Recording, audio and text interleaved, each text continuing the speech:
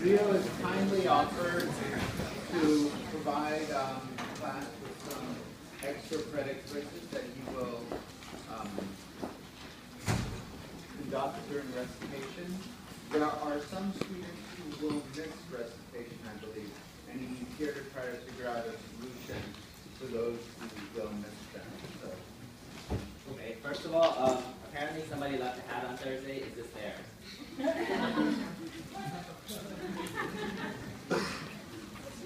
Okay, did you send out the email already? Yes. Okay, so he sent out an email to you guys telling you what the topics are. It's 5 multiple choice questions. It's easy. Paul looked at it. He said it's fine. So you guys have learned everything. Tuesday and Thursday tests are different.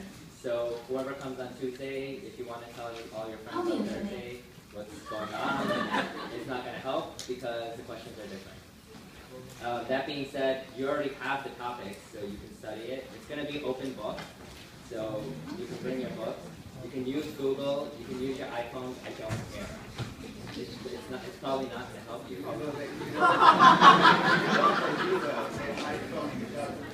If you text each other, whatever, if I catch you, you get a 0. If I don't catch you, I don't care, you don't learn, so it's not my business. I wouldn't do it if I were you, because if you're using your iPhone, chances are I will look at you. And if I catch you texting, you will fail. So, anyway, who cannot come to recitation because of a real issue? If you're just lazy and you don't want to stay until 7:30, that's not a real issue, I'm sorry. So who cannot come because of class conflict?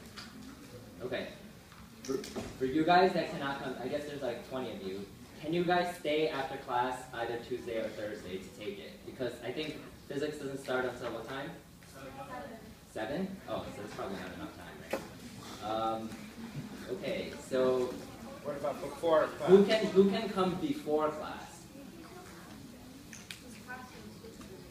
No, we'll find Well, it. we don't have, it doesn't have to be here. Okay, so who can take it before class? All right, so who cannot take it before class, after class, whatever? There's only one student. Okay, There's one over here too. How many? There's another 3, 4, 4. Okay, you 4 people have to give me your schedule because I need proof that you can't do it because I have a full-time job too, and I'm not going to meet up with every person individually. If you can email me proof that you can't do it either before or after, I will make a specific day that I will just do a one-on-one with you. Is that fair? Yeah, if you can do it during his office hours, that's fine too. I don't care. Are you okay with that? I'm fine. Okay, he's okay with that. So, if you want to do it during his office hours, that's fine. I don't care.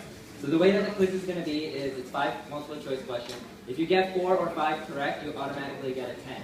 If you get anything more than 2 questions wrong, or 2 or more questions wrong, so if you get a 1, 2, or 3 out of 5, then you get a 0. That's just how it is. It's going to be all or nothing. You need a 4 or 5 to get 10 points. If you get a 0 though, I know everyone's fine. If you get a 0 though, what you can do is you can send me, once you get your quiz back, you can, what I'm going to do is I'm going to give you a chance to make it up. And what you can do is you have to send me an email that's maximum half a page. I really mean it. Half a page, font like 11. Don't make it like font 4 or something. If it's past half a page, I'm not reading it. And you're just going to keep a 0. So make it half a page. And that paragraph has to tell me how to answer all the questions and how you come up with the answer. It could be literally 2 sentences per question. If you do that, I'll give you half credit. So you'll get a 5. Okay? Yes? All right. Okay. So that's it. Oh, and there's no recitation on November 21st. We'll probably remind you again. Oh, and the quiz is going to be next week. That's in the email. So yeah. Okay. Questions? Yeah. So what if we take it and we can't make the evening rotation? What? Office hours. Office hours Friday 4 to 6. Yeah, so we're going to do it before class. Do you guys want, whoever wants to take it before class, who wants it on Tuesday? Okay, and then who wants it on Thursday before class? I think there was more people on Tuesday, and I don't want to come on both days, so it's going to be Tuesday. Is that okay? Yeah. Yes? Okay. Is there anybody who cannot do it on Tuesday? All right. Can you come to either office hours or something? Yeah. Okay. So then all issues are resolved. You can email me. Do you have my email? Okay. So if whoever has their specific issues can email me, and then I will work out something with you. Okay? No other, yes. No, 1246 was just last week. There was a Halloween party in the room 926, Hunter North.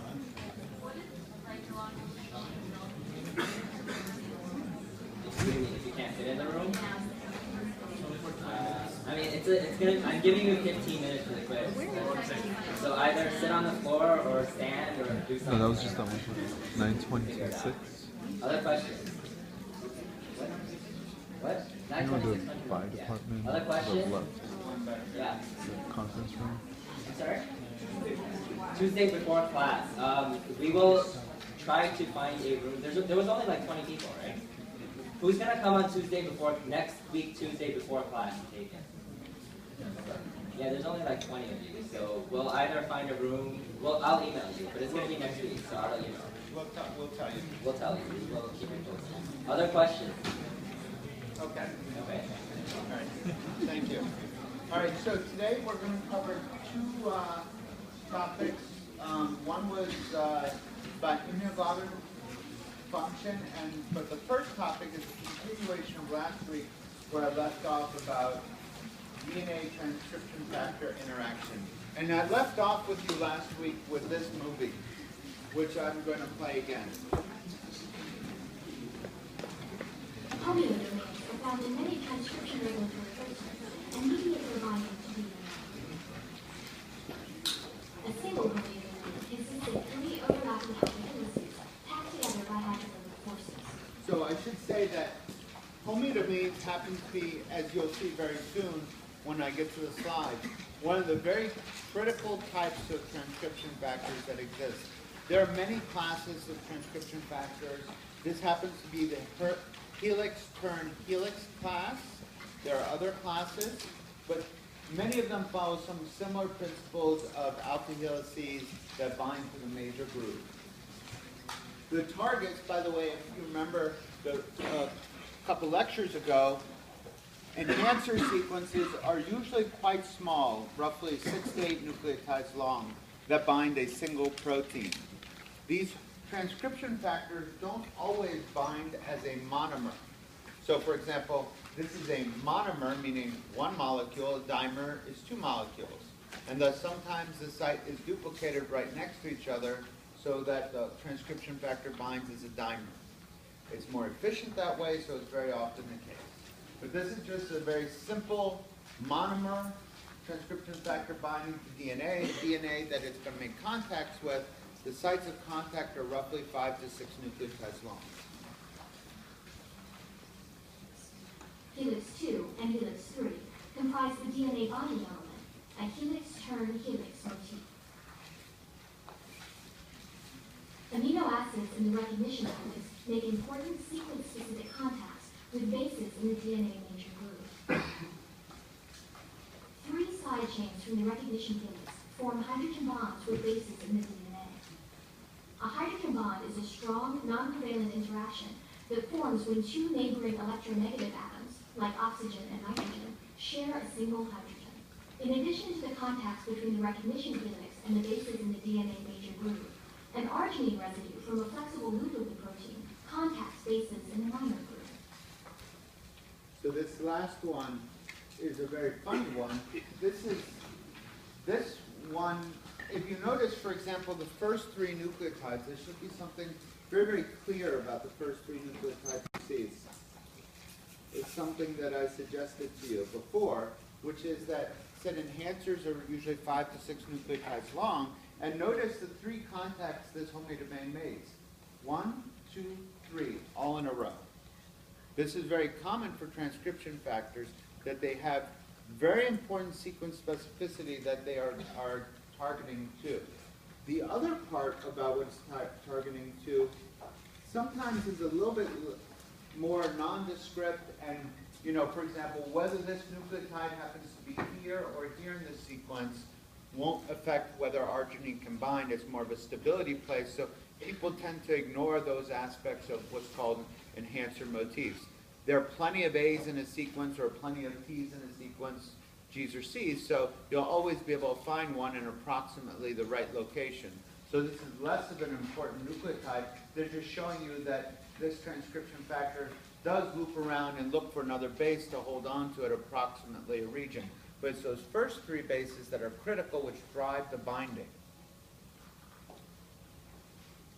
So why do we care about homeodomains? And it's very funny that when I started learning Drosophila genetics, I was actually rather shocked about the homeodomain. I mean, I'd heard of transcription factors, but the homeodomain actually a bit surprised me what it could do. And it's not that it's very, one second. One shouldn't look at this as that, oh, this homeodomain does what I'm going to show you, thus it's special. Just happens to be evolutionarily, this was picked to do these kinds of things. Homeodomain proteins are usually involved in setting up the architecture of a cell. Yes? Yeah.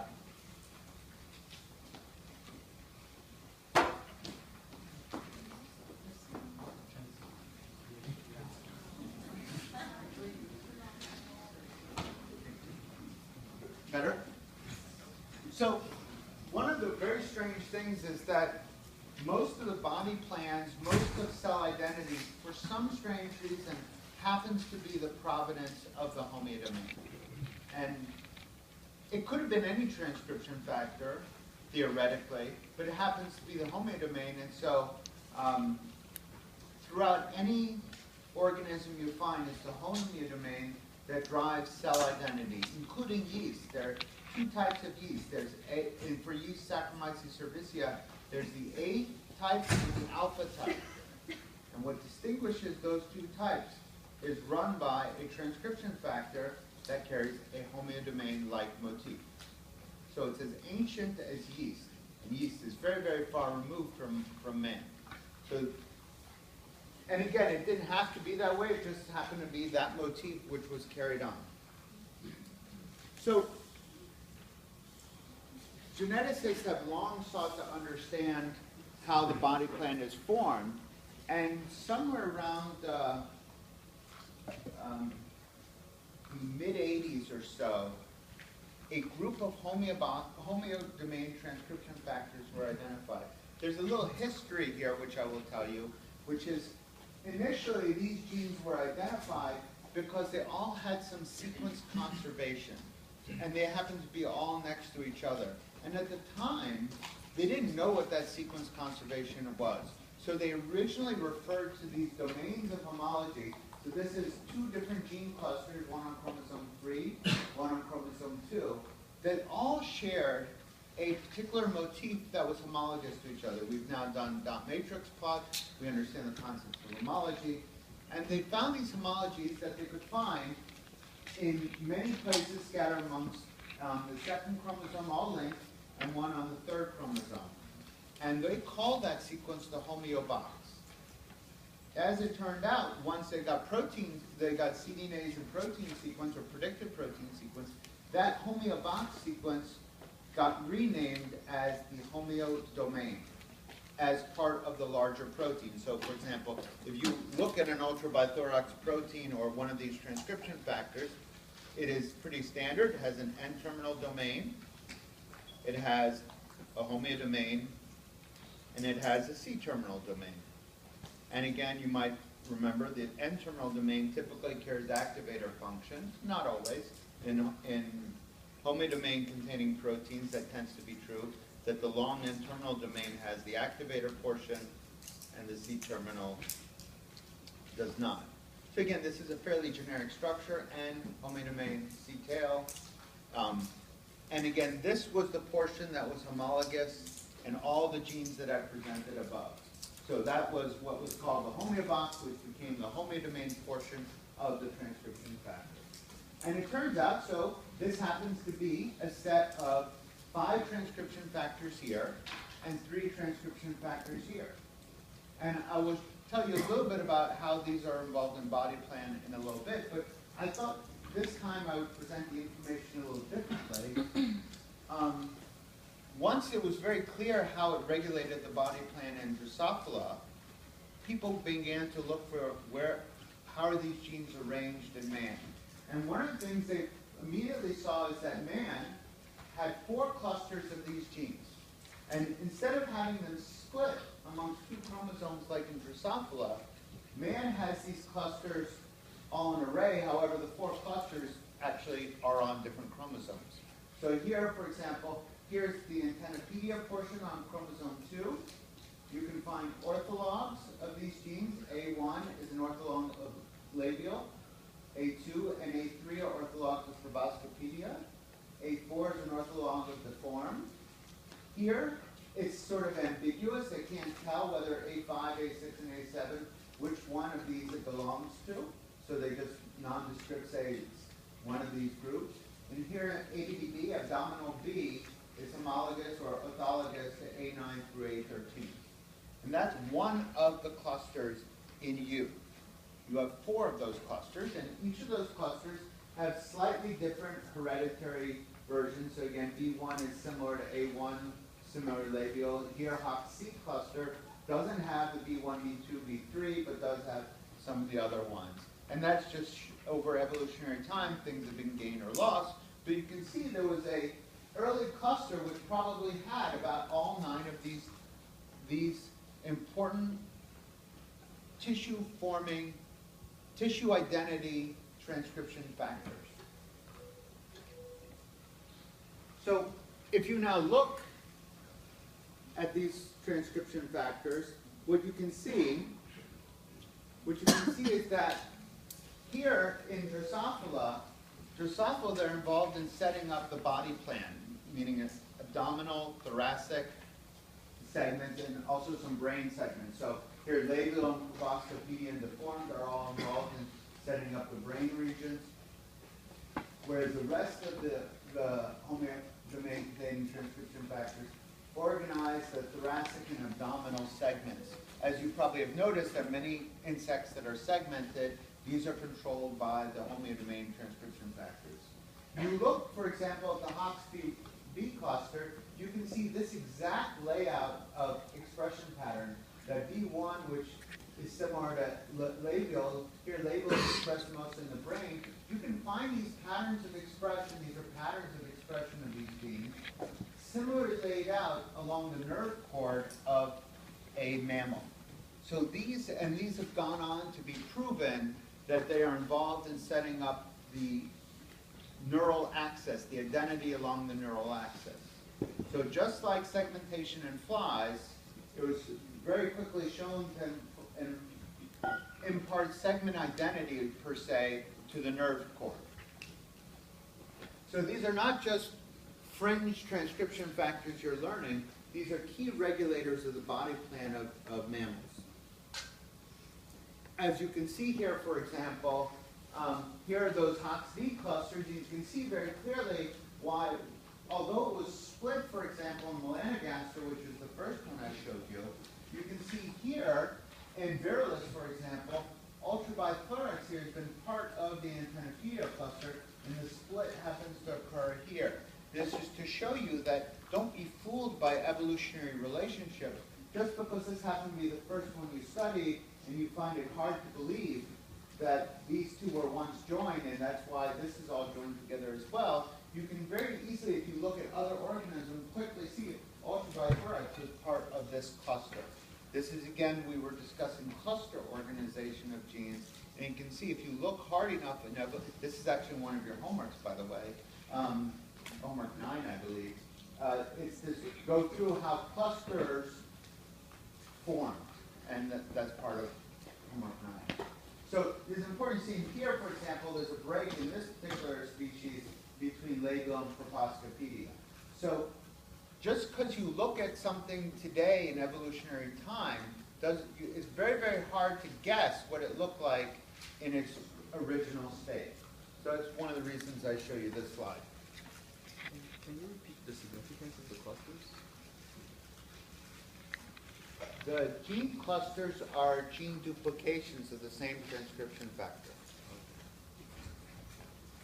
just like the globin clusters are duplications of the globin genes. And it's very common. Yep. In that slide, what does the direction of the arrow mean and the X's?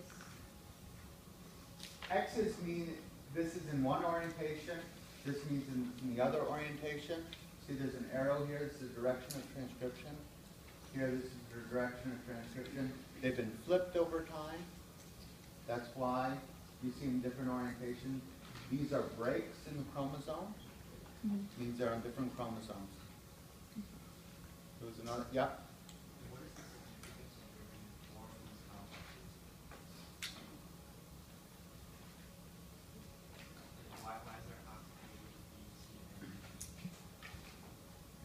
Why do we have 5 fingers?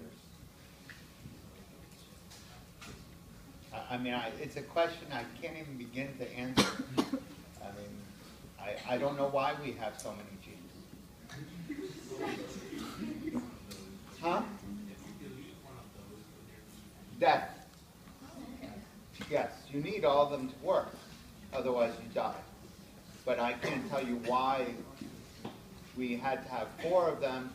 Typically, when genes duplicate, this is not an always, if you look back at the globin genes, why do you have to keep making different globin genes? And that's because they're slightly different from each other. And therefore, it's easy to regulate a brand new gene than to change its expression levels just ever so slightly and change its function. It's really hard to do that. But again, I cannot predict why we had to develop 4 Hox clusters. I mean, maybe we had 6 at one time and now we have 4. I mean, I have no idea. You said that's a break in the chromosome, there are a difference in chromosome then? Yes. Will that always be the same different chromosome for each of those? No. But again, that has a little bit to do with chromosome counting. Not every Drosophila species has 4 chromosomes. Yep. Do these products tend to act as totally different pieces, or do they act as subunits in the library? So these are all transcription factors that work technically by themselves, although there are cofactors that make them work better. Are these only on in undifferentiated cells, or will differentiated cells still express these genes? You know, I can't speak for adult mammals. They're certainly on embryonically. They're certainly on in adults and flies, but I don't know about.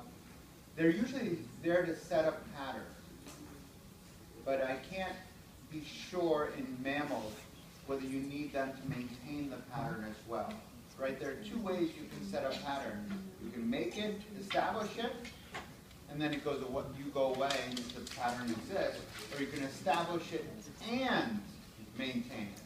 And you'll see in a moment, PAC6 is one of those genes that establishes and maintains pattern.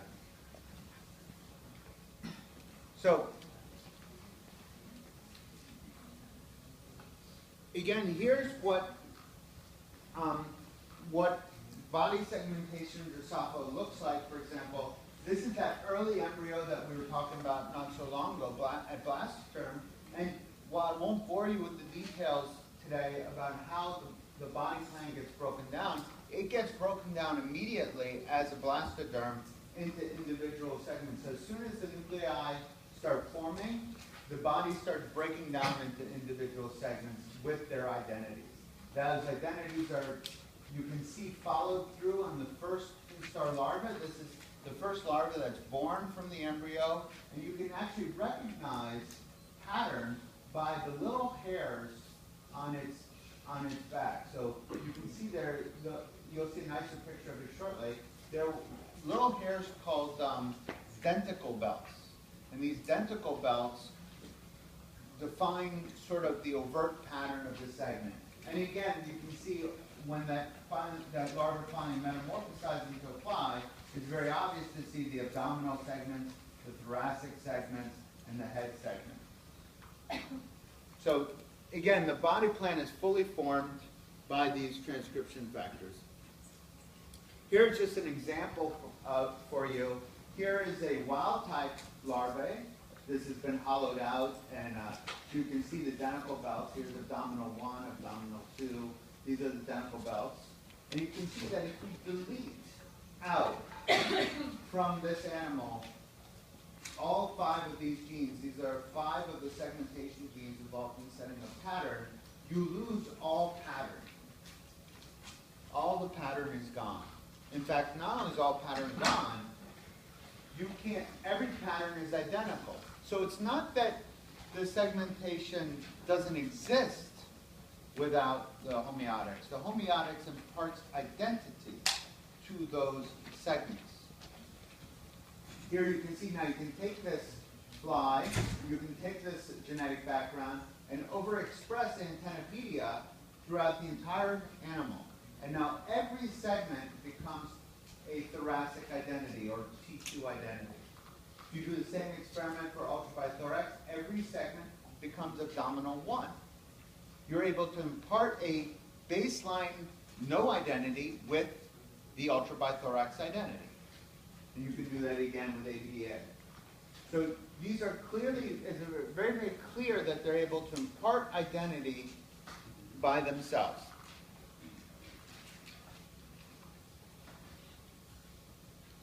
This is just a loss of function that I won't take you through.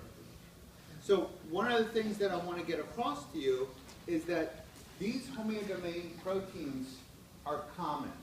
So they have, because they were so important when they originally identified for homeotic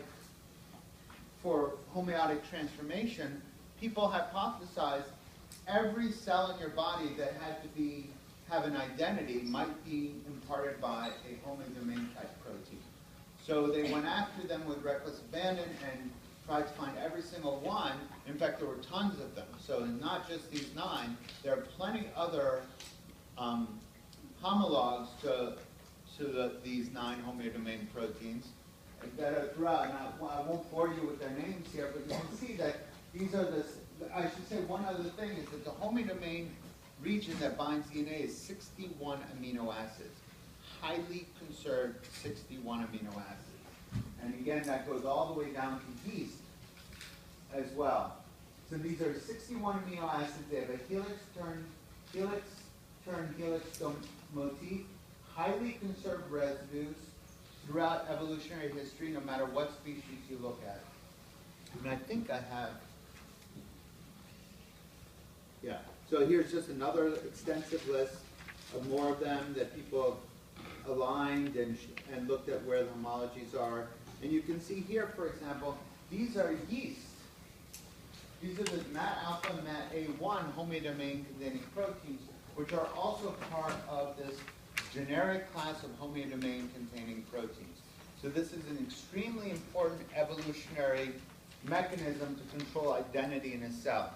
And I think one of the most famous examples that has come about more recently it's a very visual effect, as you will see. So here, this is just a little bit more history as to how homeobox genes were identified. At the time, people didn't know, people didn't have genetic tools in the 50s and 60s. And one of the things they noticed very clearly was, hey, that here there's a wing here, and here's a little balance organ called the haltere. And what they noticed was one mutation, a very famous mutation by thorax, made this haltere, which is normally very tiny, it's usually normally very tiny, slightly bigger. And thought, oh, and in fact, they even saw a little hair coming out of it, and they thought, well, this is similar to what maybe a nascent wing would look like. And I'm sure some of you have seen these very famous examples of the 4-winged fly. This is a complete transformation of the abdominal segment of 2 halteres into a 4-winged fly. Why is that relevant? Because many of you might have noticed 4-winged insects. These are naturally occurring homeotic transformations between halteres and wings. So you can see how one of the words that you should become used to hearing is the word plastic. You see how plastic the body plan is here. You can take a haltere structure here and create a 4-winged fly out of it. Yep. Can you repeat how it changed into a wing? So the tissue that normally gives rise to haltere, which normally gets imparted to by ultrabithorax, ultrabithorax was mutated such that now antennapedia was expressed there. Antennapedia, which allows for wing formation, now allows the halteres to become wings. And you can see very nicely here, you can do the reverse. You can overexpress ultrabithorax in the wings and make a 4 haltered fly. So this is a very, very plastic organism. And we are plastic as well, trust me. So these are the famous examples, but it was actually thought that maybe organ formation required homeodomain function too. And one of the really great examples of this is the eyeless gene. So this is eyeless in Drosophila, which made no eyes. And it's very funny that this gene happens to be evolutionarily conserved with a gene in mice and humans called PAX6. So, just so that, so eyeless in flies is a homeodomain containing protein. PAX6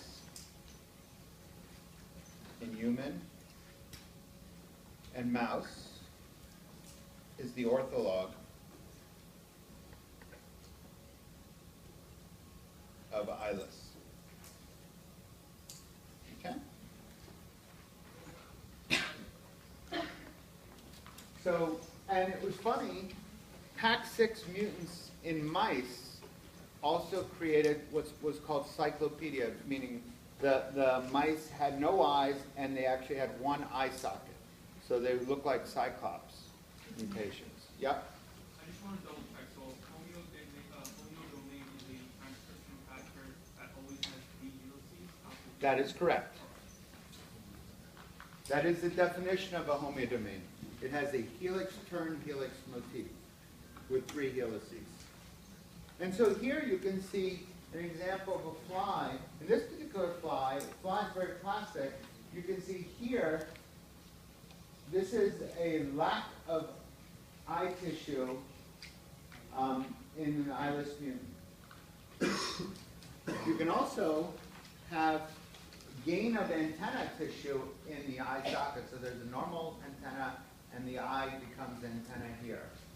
So it just shows you the plasticity of it. And so people ask, what could the PAX6 gene do? And what's funny about these experiments they did, they used the PAX6 gene from man, not necessarily the eyeless gene from Drosophila. So when I show you the next experiment, think clearly about what this means. So here, in this particular case, they overexpressed the eyeless cDNA in the antenna, and they started getting eye tissue in the antenna. This is they drove expression. In fact, you can drive eyeless expression in any tissue in the Drosophila and get eye tissue made. Yep. Expression doesn't necessarily mean functionality, right? So in order for this to be a functional eye, it would have to connect its nerve ending to the brain. That's true. It doesn't connect to the brain. So it makes the tissue. The tissue, I do believe, is able to sense light, but the light signal never goes anywhere. Yes? Same case with extra wings. Excuse me? Is it the same case with extra wings? The extra, very good question. The question is it the same case with the extra wings? Drosophila is not meant to have 4 wings. In fact, the 4-winged flies don't fly. So it's a good question. It's not the way, it's not evolutionary history of the fly, but you can see the body plan for how other insects have developed is still there. First thing. Are the wings unable to move and flap, or is just They're not able to get balanced. They can't coordinate it. So is eyeless the wild type and the mutation is what causes no eyes? That's right. So the name of the name is very complicated. The name of the mutation is the name of the gene. So eyeless has no eyes, so therefore it's called the eyeless gene. This is gain of function of the eyeless protein, normal protein, in antennal tissue. Yes? Does this often happens? This eyeless express itself in the antenna. No, this was Or is it just- this was genetically done but in this manner. Oh, okay. So, as you've all learned, the two-hybrid system, this is a slightly fancier version of the two-hybrid system. So, in order to get this experiment to work, what they did was they took a genomic enhancer that expressed Gal4. Gal4 is a transcription factor that you all learned about with activator and DNA binding domain. And they found a genomic enhancer Gal4 transgenes, a segment, they made a segment of DNA, they integrated it in the fly, and that fly faithfully expressed Gal4 only in the antenna.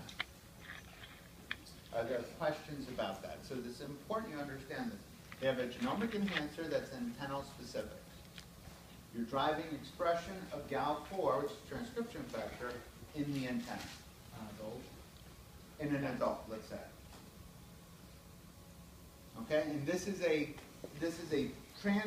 gene that was put somewhere in the Drosophila genome. Doesn't matter where for this purpose of conversation. They also had in this animal an upstream activator sequence driving the expression of an eyeless cDNA.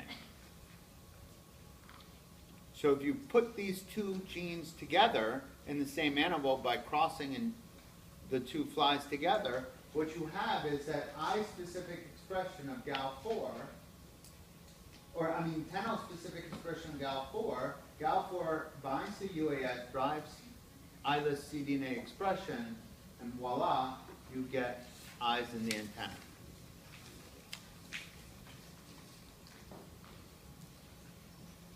Are there questions about this? This was induced.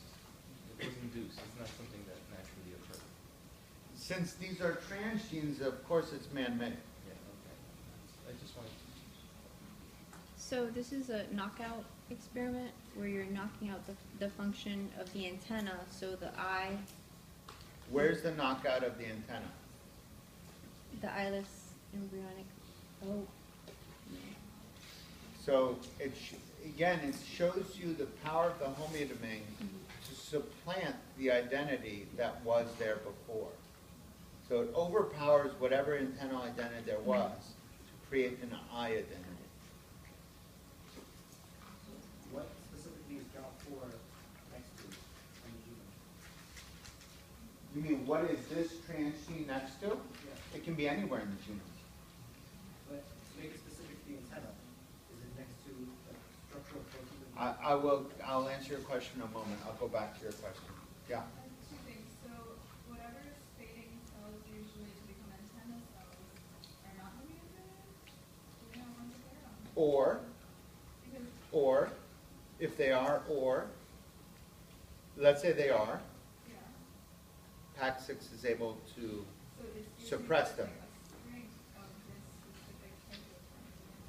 So also just wondering, you're making eye tissue in other places, but that doesn't have anything to do with function, right? Unless it can hook up to the brain. But it's like innervation. That's right, but that requires pathfinding of secondary axons to the brain.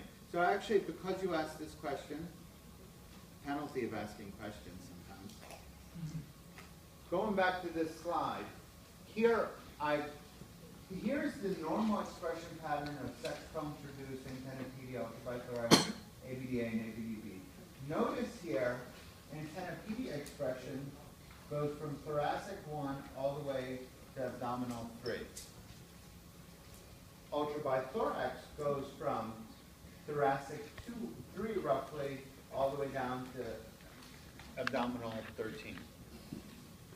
Notice though, you never make a T2 segment further than thoracic 2, although if you delete everybody else, you can now restructure that segment. So I'll ask you a thought question. What happens if we were to overexpress both of these proteins simultaneously? What do you think you would see?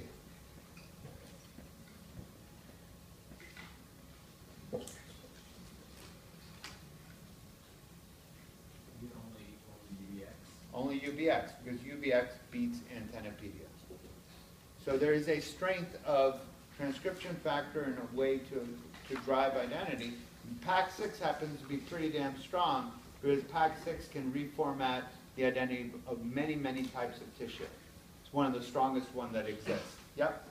Do the later ones rely on the earlier ones? Like if you nullify one of the first ones, is that going to affect the expression? No, it does not. So I'm not going to go through all the developmental biology of this year. I'll save you on that. I'm just trying to get you some basic understanding of transcription factor, DNA binding, and identity. So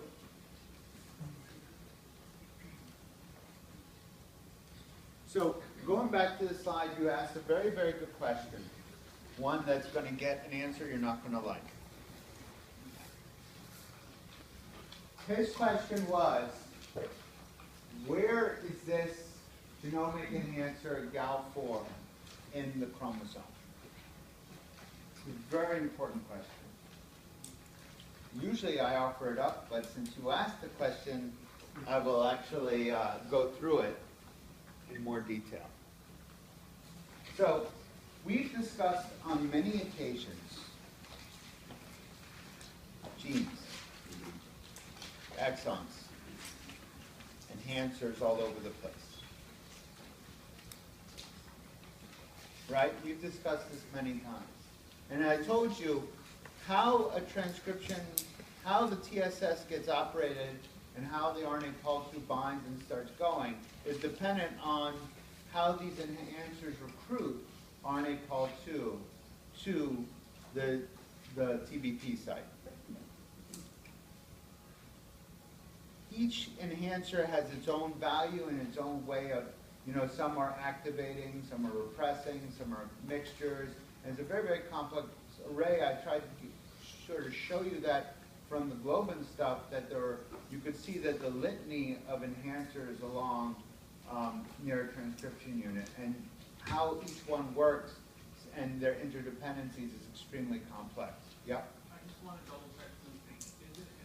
If an enhancer is a repressor, it'd be called silencer, right? Or I just want to know. No, a silencer is a very special. Silencer is very special. It's What's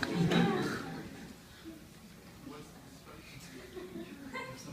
silencer. Rio, maybe you can correct me if I'm wrong. I think silencer has to do with altering histone modifications as well. You remember, Rio? I think it's more complex. A silencer is very, very. It shuts down the whole region of the chromosome. It does something on a much more global area. So thus, if you had a silencer here, you cannot, for example, we're getting way off subject here, but if, for example, if you had LAC-Z being driven by, let's say, a UAS promoter, and you had silencers on both parts, even if you had GAL4 in the genome being expressed, you couldn't activate it because it was sandwiched between silencers. The chromosome is shut down for being able to be worked on. Much more complicated than that. Whereas if you're inside the silencers, it will work. Way more complicated than I wanted to discuss. Yeah?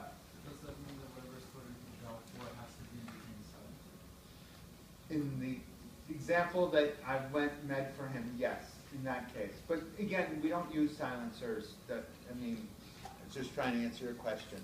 So let's just ignore this. Wait, and the second part is if an activator or repressor does go to an enhancer in the middle of the exon, it would have to be removed in order for the transcription polymerase. I don't know. I don't know. I don't have a good answer for you. I don't know. I would bet not always. So, so let's hypothetically say we have enhancer 1 here, enhancer 2, enhancer 3, enhancer 4, hypothetically speaking. And let's say this particular gene, call it X, is expressed in antenna, in legs, in wings. Okay? 3 different organs, 3 different types of tissue of the fly. And let's say antenna, to make antenna you need E1 and E2 to work. For legs you need E1, E2, and E3 to work. And for wings you need E1, E2, E3, and E4 to work. So that means an antenna, you might only have the transcription factors E1 and E2 that bind to those sites to operate. And notice E1 and E2 is there. In legs, you need a little bit, might need another. And again, I'm just giving one hypothetical array. What do you think happens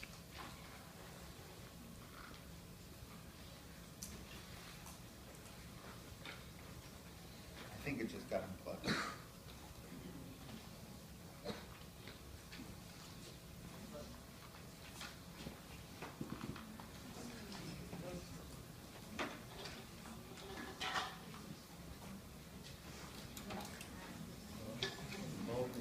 I don't think it's the bulb. Do you think it's the bulb? Yeah, for now it's still working. No, I don't hear anything. All right, just give me 1 sec.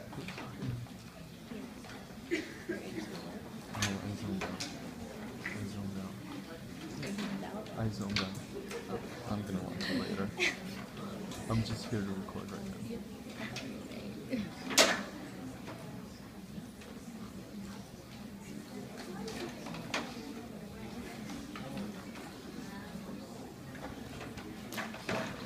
This would be a bummer.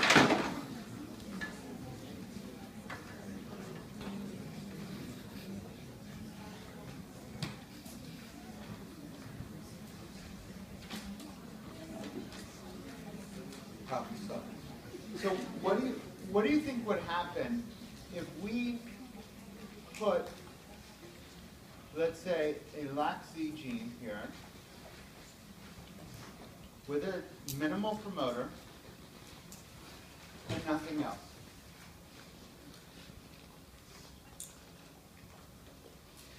What do you think would happen? So it's LAC-Z, it's got the poly A, everything you need, but it only has a minimal promoter. We never gave it any enhancer sequence.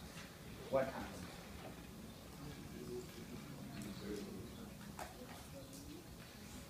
So you mean you just put the LAC-Z in there, but since it's a promoter, will it still go forward?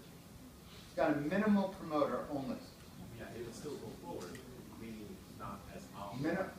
You can assume minimal promoters for this question doesn't work. Could probably use one of the other enhancers and Right. then probably make So it like it's got to use another, if it works, it might steal an enhancer from one of the neighboring sequences. So for example, it might steal E1, it might steal E2, might only steal E1, might steal them both, might steal all 4. It's unknown.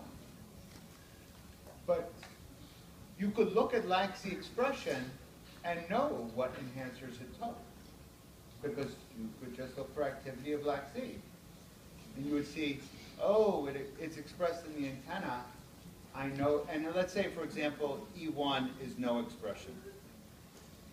It's expressed in the antenna, so I know it took E1 and E2, and it's not expressed in the legs, and it's not expressed in the wing, so I know it stole E1 and E2 to operate it.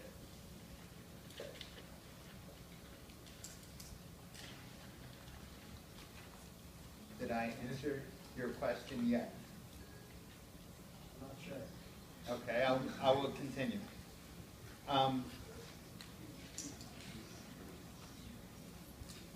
What if I put the LAC-Z insertion here, actually in this intron here, so it doesn't disrupt this gene X. I just put this LAC-Z, it went somewhere else in the genome now. Still has a minimal promoter. Still has a poly A, it still has everything it needs to work. And now this thing is expressed in the legs. What would you say now? Stole E1, E2, E3. It's not expressed in the antenna, and it's expressed in the legs, and it's not expressed in the wings. It's not expressed in the antenna? No, because antenna requires E1 and E2.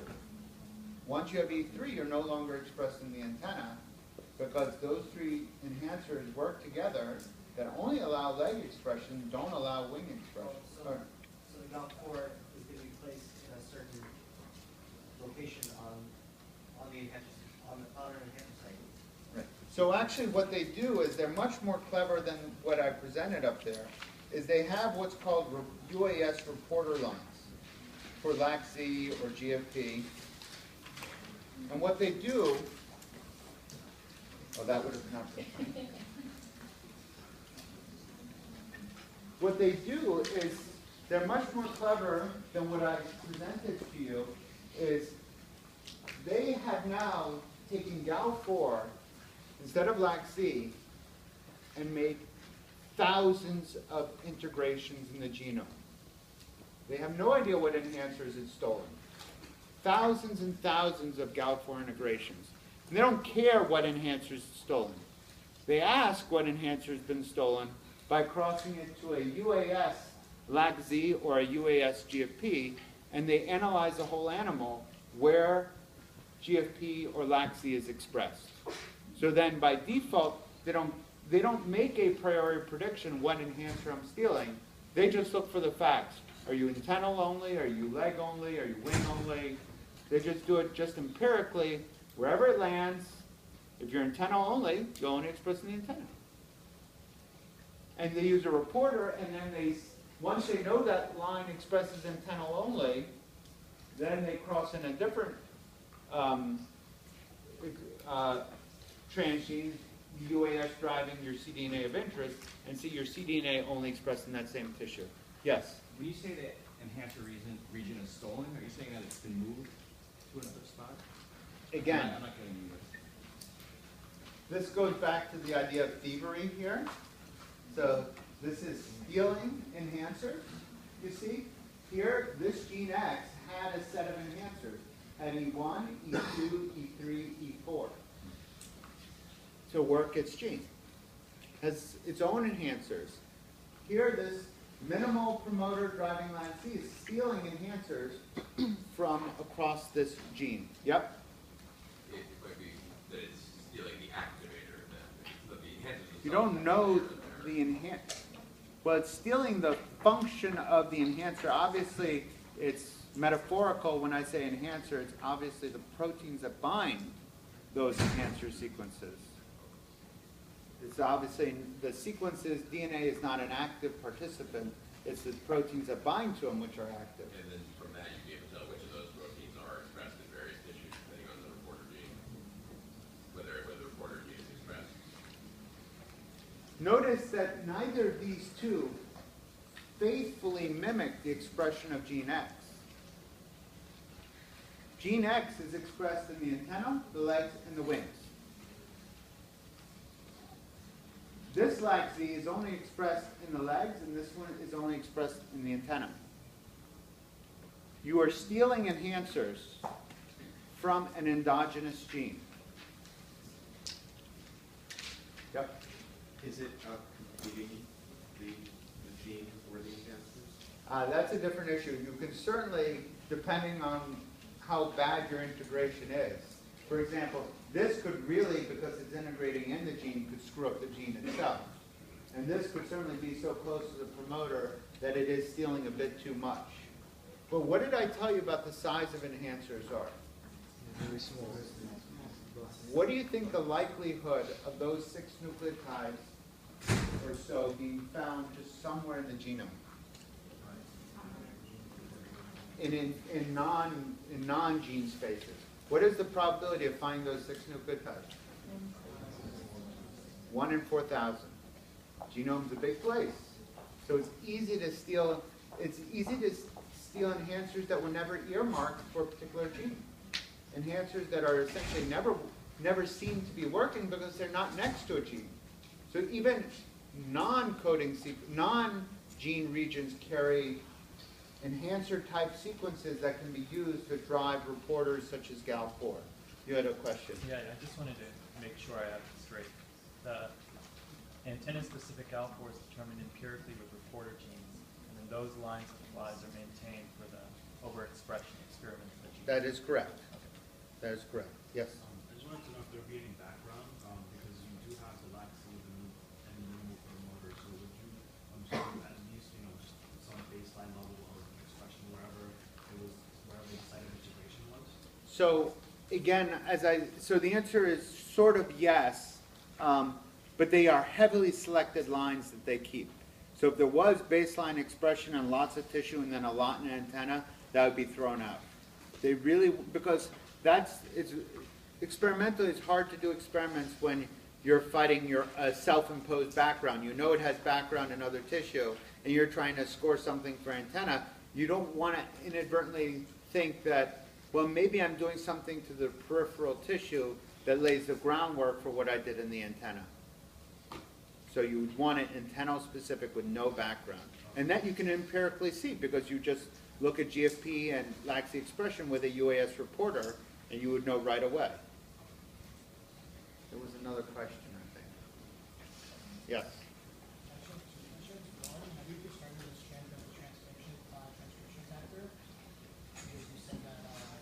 I said the ultrabithorax was greater than antennapedia. Empirically. Empirically. So you don't know a priori. You don't know in advance. The fact that PAC6 can transform tissue after tissue after tissue means it's stronger than ultrabithorax, stronger than antennapedia, stronger than a whole host of other transcription factors. You don't know that until you do the experiment. You have no idea. There's absolutely no way to look at a protein, look at a binding site, and predict how it's going to function in vivo. Absolutely no way.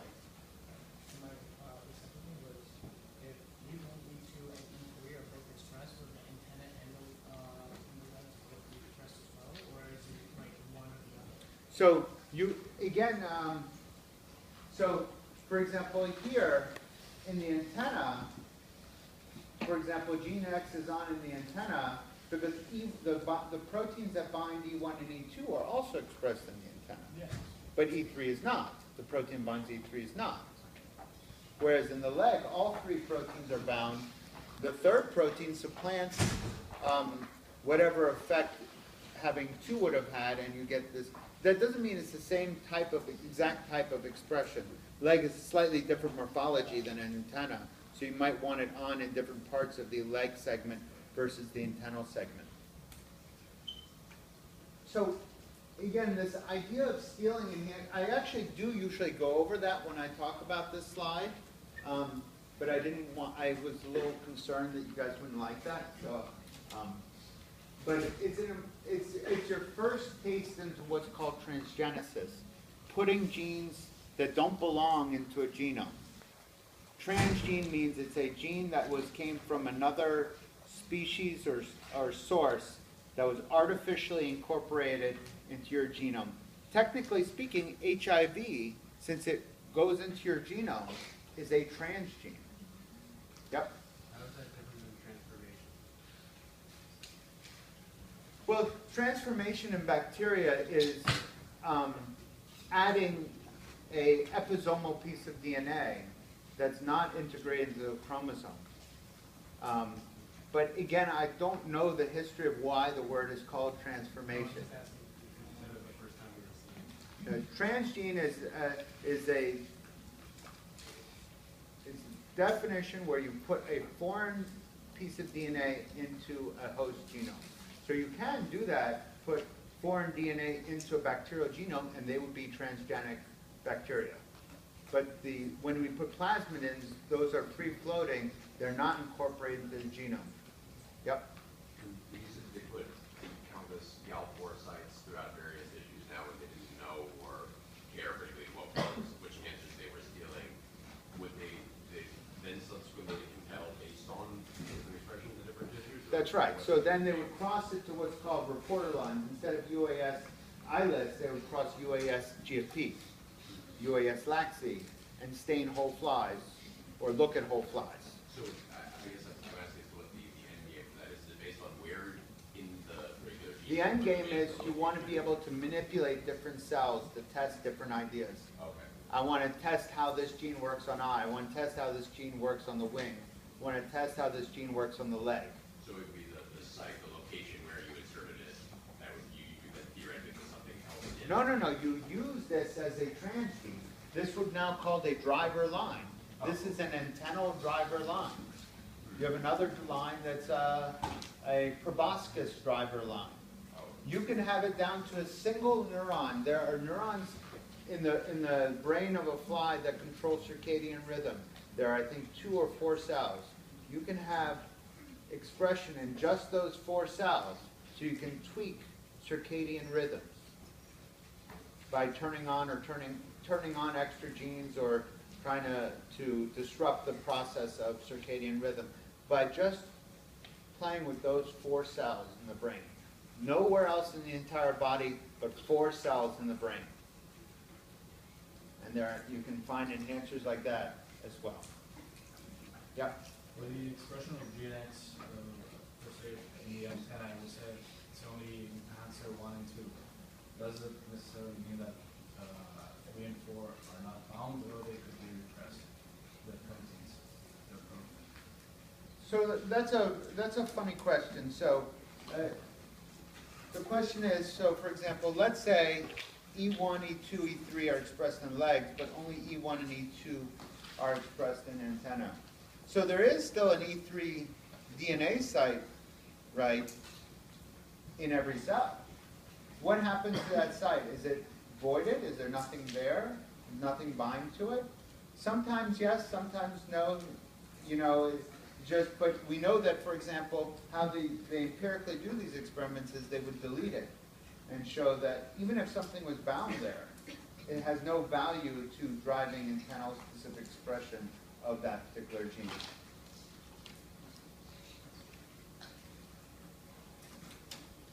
So again, this is a very interesting way of looking at enhancers. This is, and again, as I said, you can see how easy it is to find an enhancer in the genome. 5, 6 nucleotides. It's like a restriction site. Restriction sites come 1 every 4,000 base pairs, roughly. So they're easy to find. So usually enhancer sequences are not hard to develop evolutionarily. You just can, one nucleotide change and poof, you can get an enhancer-like sequence developed. It's a way to rapidly cause evolution, much more rapidly to drive evolution than proteins, because protein mutation requires the protein to fold in the proper manner. This is much harder to deal with than simply changing 1 nucleotide in the genome. And that's why most of us are different from each other based on enhancer mutations, not protein differences. All the differences between us are all enhancer differences. There are very, very few protein differences between us. So we're going to start in today on the immune system. Immune system is a bear. It is hard. It is not fun, and as you will see, it's not just hard, it's convoluted. And we will start today, and we will continue on Thursday with it. So there are a lot of terms that will come up in your textbook. I think it's chapter 18 in your textbook. I don't expect you to memorize all the terms. I mean, it's interesting for those who think they're pre-med that they would want to learn these terms so that you'll be better doctors, because you'll eventually have to learn it. So why not start now? Again, I'm never going to test you on all these words, but it's useful to have them in your vocabulary. So an antigen,